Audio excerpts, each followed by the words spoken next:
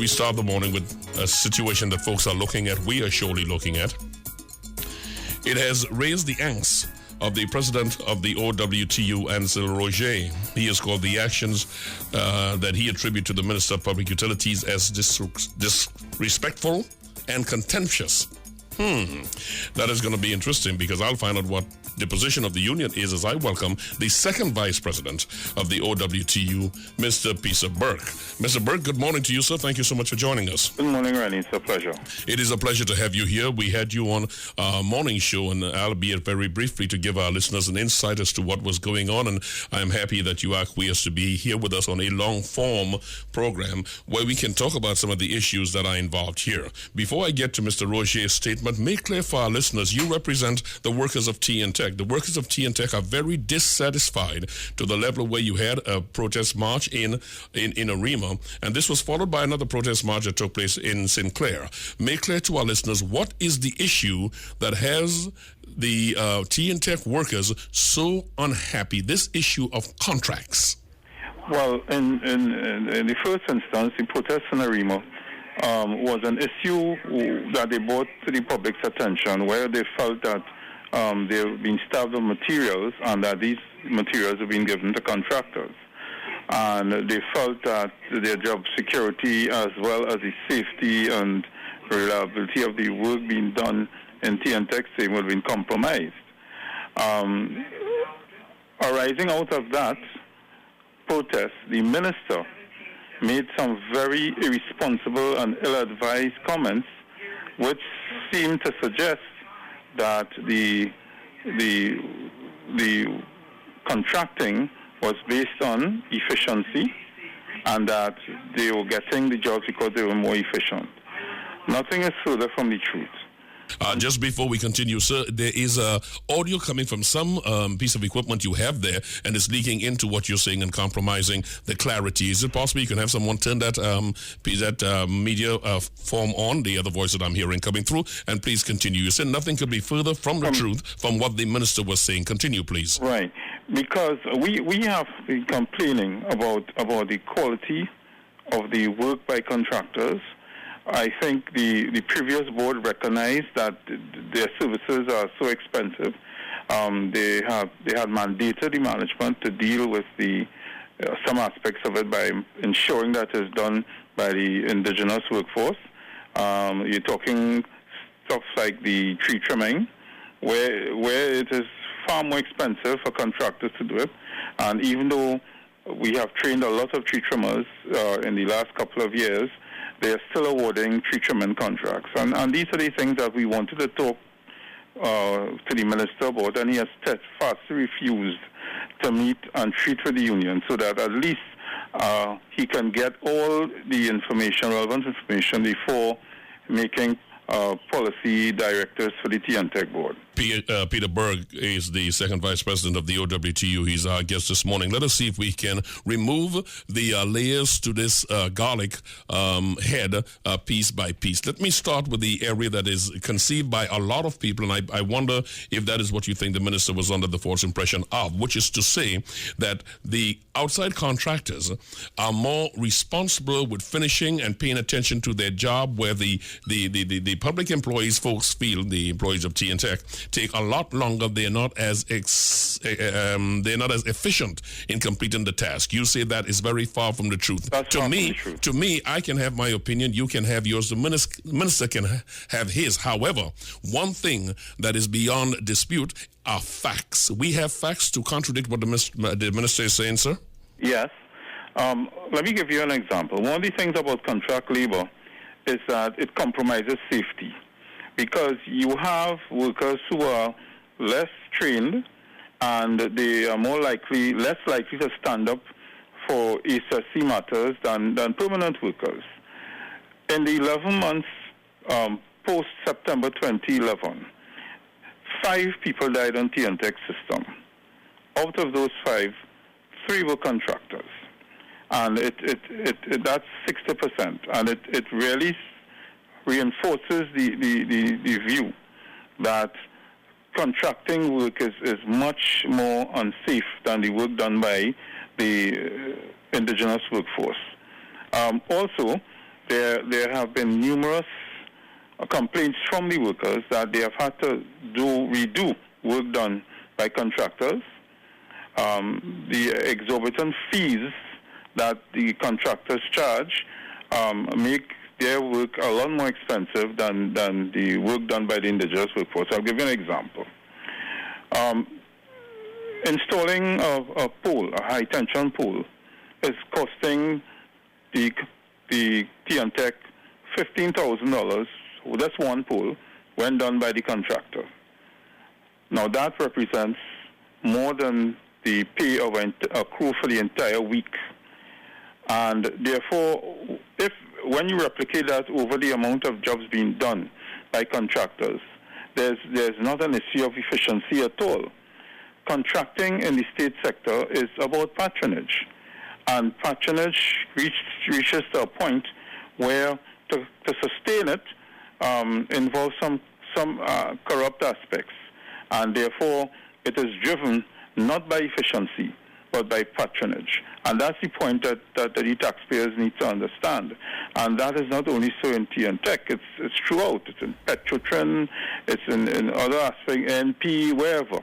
You see a preference for contracting. You are seeing patronage is what you're saying. You addressed two areas there for me. One is that the quality of work leaves a lot to be desired, as you stated, because the regular workforce have to go back in and correct that. You mentioned the question of safety practices. And while patronage is something that we know obtains in a lot of places, before we go to that, I do want to ask you, is there any credence in the statement that it is a lot cheaper to outsource these contracts to get the same job done? And the TNTech experience, that is patently false. The last board, under the previous administration, they took a decision that TNTech should do their tree trimming contracts in-house because those contracts are proven too costly. And I just gave the example of the installation of one pole costing much more than the salaries for the permanent workers for a week. So in terms of cost, that's a fallacy. But more importantly, the quality of work and the safety of the safety of the work, that is where the main concern is, and that is where the TNTech workers are extremely concerned that the work of the contractors could really endanger not only the TNTech workers themselves, but members of the public as well.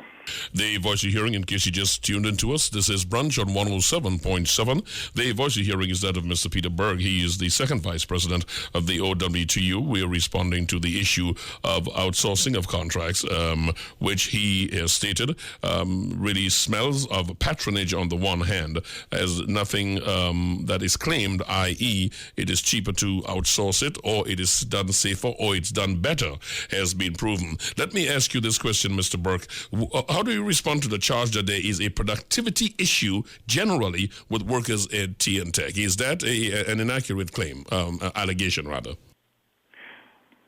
It is inaccurate. The minister made his claim and rubbed it and rolled it in with overtime and so on. Overtime is not taken on by the workers as a personal decision. Overtime has to be authorized and approved. And it is the management that will authorize and approve overtime. The workers don't get up one day and say, I'm working overtime today. All right? And it's a claim normally made by the uninitiated who don't understand how industry works. Mm-hmm. What drives overtime? Usually, if there's more work than normal, or in some cases, if there is a shortage of manpower. Now, I will tell you that last year, I had the officers in TNTech determine how many short crews there are, or how many crews short there are in the areas. We have 5 distribution areas that would service the members of the public. So you're talking about Port of Spain, San Fernando, Central, Arima, Tobago. And in two of the areas, they were 10 crews short. And we compared it to a time when we just had about 250,000 customers. We have 500,000 customers now, and we have a lot less crews operating than we did when we had 250,000. Now, if the minister took time to talk with the union and understood what's happening at TNTech, he would not be making these irresponsible statements. So we have 10 crews short in Port of Spain, 10 crews short in San Fernando. We have about 6 crews short in Central. We have about 10 crews short in Arima, and about 5 crews short in Tobago. And when you add it all up, the way to deal with this is to institute trainer crews, because TNTech's distribution function ought to be specialized, and they have avoided having any training crews. Now, normally, TNTech would have had training crews on an ongoing aspect of its operations. Now, who's benefiting if TNTech does not train linesmen? It's the contractors. And if they refuse to train linesmen outside of the training, this trade school, you are going to have a chronic shortage of linesmen. And that is precisely what is happening. And the reason why there's a justification for them to go to contracting is because there's not enough TNTech linesmen to do the work. And it's their deliberate policy, in our view, to ensure that they can give work to contractors. And even so, a better organization of the workforce can improve the work being done. The union has asked the Commission for us to have discussions on productivity, and this was done formally in February, and as of yet, the Commission has refused to convene such a meeting. We have a memorandum of understanding with this government signed while they were in opposition in August last year, and one of the tenets of that is to improve productivity. And we are saying productivity is not a function of the worker on the ground. Productivity and improvement of productivity has to do with a multilateral approach with workers and the employers and the state getting together and finding the best way to improve the factors of production. It is 16 minutes after 10 o'clock in the morning. You're having brunch. The second Vice President, Peter Burke, is with me. I'm Rennie Bishop. Good morning. We are currently at 32 degrees, as high as the temperature will get today as it goes down this afternoon. Let me continue in this area. The President of the OWTU called for the dismissal, calls for the removal of the Minister of Public Utilities, Ansel Antoine. My concern here is that in an area of doing that increased productivity you're talking about, there has to be liaison. Is it not asking, moving away from what is essentially involved here in asking for the removal of the minister as against demanding an immediate hearing with him to address some of these needs that you have articulated?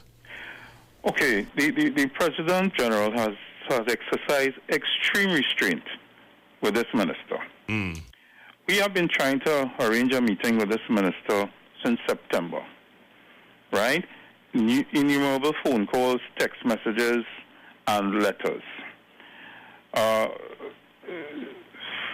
During the months of March and April, I had officers call his office almost on a daily basis, trying to secure a meeting with him to discuss these matters.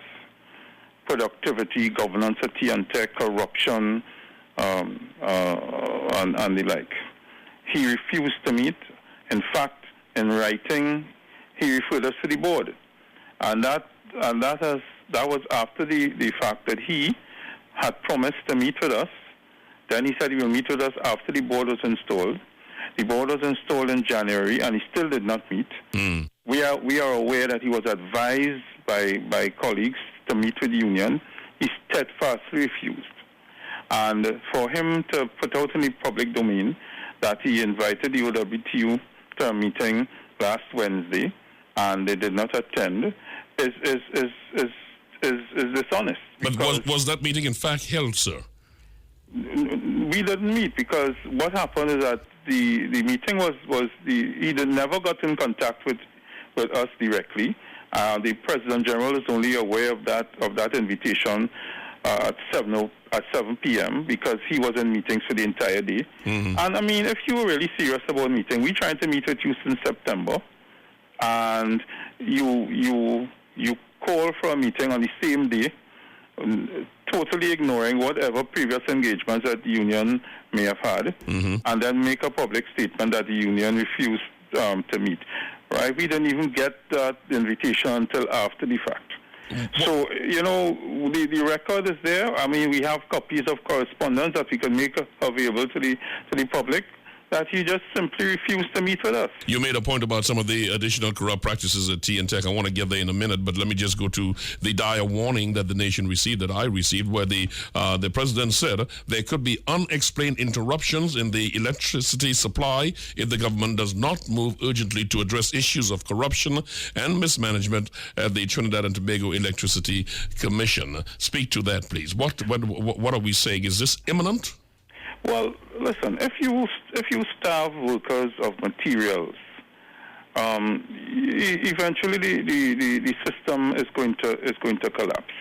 All right. So what we're talking about is the unavailability of material for the work to be done, as against it being industrial action. One can differentiate between those two. Am I correct? You're correct. All right, so we're not saying that the union is threatening to take any industrial action that will affect the supply of electricity, but if you're not paying attention, as is claimed by the union, to what is needed for the workers to do their jobs, we are in fact going to be looking at some of these. Some of these are going to be the consequences of this. The system will collapse because remember, T&Tech is a 24-hour operation, and while citizens are at home in their beds, we have our workers out there at great risk operating, and therefore, if we don't do the proper maintenance programs, if we don't supply quality materials, I mean, we have been seeing over the last few years shortages of poles, wires, insulators. All these things are critical to the functioning and maintenance of a distribution and transmission system, and there are shortages of these things. And given the dynamics of maintaining a transmission distribution network, if you do not provide proper maintenance, facilitating the proper maintenance of the system of the grid, you're going to end up with problems, and that is the fact.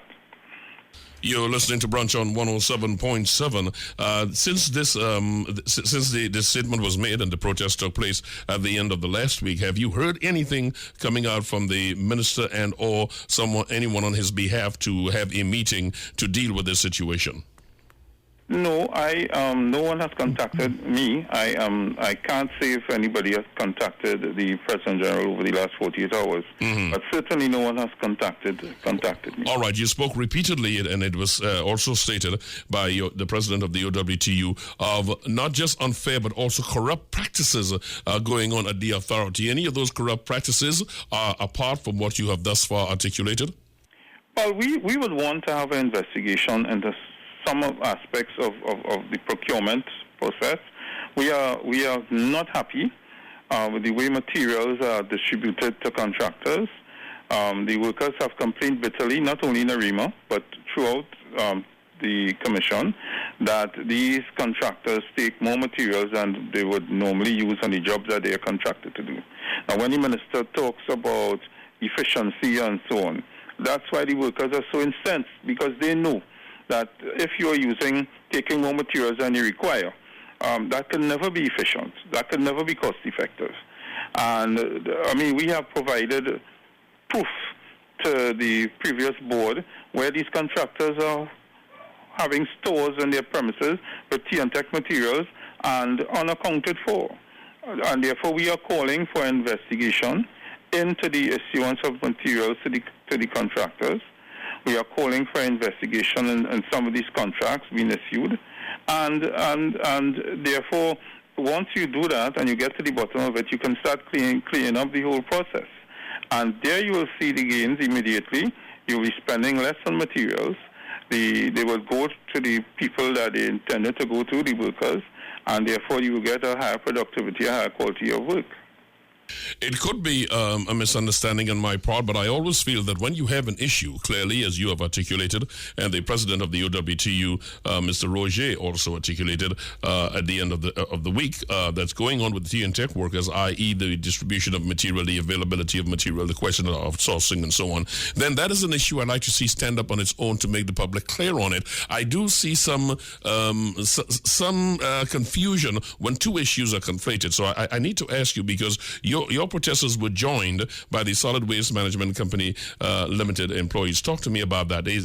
Because it's not the same issue that we're dealing with, is it? Rennie, that is a brilliant question. And I will give you, and I'll answer it this way. At the level of JTUM, where most of the unions meet, we have 3 unions that represent workers in ministries under the purview of this minister. Mm-hmm. None of them are satisfied with him. All of them complain bitterly that he's not meeting. And in fact, between September and now, until last Wednesday, he met just for the Postal Workers Union, and they were not satisfied. The workers from Swimcall, represented by their union, also have been dissatisfied with his attitude towards them, and therefore that meeting, that solidarity shown by that union was in keeping with the general consensus that this minister leaves a lot to be desired in his attitude towards workers and the unions in particular. I just want to leave our listeners clear on a couple of things. There are a lot of unseeming practices going on at Tea and Tech, is the claim of the union. The minister said that they had a meeting. That meeting was called at the end of last week. He said that, when was it? That was on Wednesday. He convened a meeting to discuss it. You were saying that no official announcement was made to you, except that your president may receive the request 7 p.m. the evening. Is that the evening before the meeting or the evening of the meeting? The invitation was issued on the same day of the meeting. On the same day? Yes. All right. Is there? Can we see some willingness to roll back somewhat the demands for the removal of the minister? If in fact we have a meeting, you think that is that is something that we could see? Well, listen, the President General has made his call, and any decision to roll back on that will be his and his alone. We have waited 10 months, right, to have this minister act responsibly. And he has not done so. And even we feel that the meeting was called because he knew that something was going to happen in front of his ministry on Thursday. And that's the only reason why he met. We have bent over backwards trying to obtain a meeting with him, and he has refused to meet. So, one wonders if that was all that meeting was about, to try and head off the IRA of the tea and tech workers. A very difficult situation. Looking forward, what can we anticipate in the next couple of weeks, though? Well, the OWTU is a very responsible organization. We want good governance at tea and tech and any other state enterprise. We want to ensure that public funds are well spent, and that public funds just don't end up in private hands without value for money. We want to ensure that our workforce is treated with respect, and that we provide the kind of service that our public expects and deserves. Now, tea and tech has been the best utility traditionally, without question, for a very long time. And we want to maintain that, but to maintain that, certain corrective measures have to be taken, and taken very soon. Peter Burke, Second Vice President of the Oilfield Workers Trade Union, thank you so much for taking the time to be with us. We will keep following this issue and keep updating as much as we can to our listeners. Thank you for taking the time this Sunday morning, sir. You're most welcome, and thanks for having me.